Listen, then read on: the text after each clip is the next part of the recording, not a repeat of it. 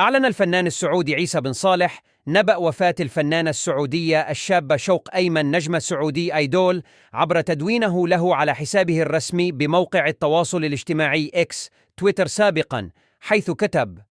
انتقلت إلى رحمة الله زميلتنا ببرنامج سعودي أيدول شوق أيمن، الله يرحمها ويغفر لها يا رب، دعواتكم لها. وذكرت مصادر أن الفنانة السعودية الشابة شوق أيمن نجمة سعودي أيدول تعرضت لحادث مروع بالمملكة العربية السعودية خلال الفترة الماضية، مما أدى إلى نقلها إلى العناية المركزة في إحدى المستشفيات لتفارق الحياة وترحل عن عالمنا عن عمر يناهز 22 عاماً. تسبب الإعلان عن نبأ وفاة الفنانة السعودية الشابة شوق أيمن نجمة سعودي أيدول في حالة من الحزن الشديد على مواقع التواصل الاجتماعي، حيث تحولت السوشيال ميديا إلى دفتر عزاء للفنانة الشابة.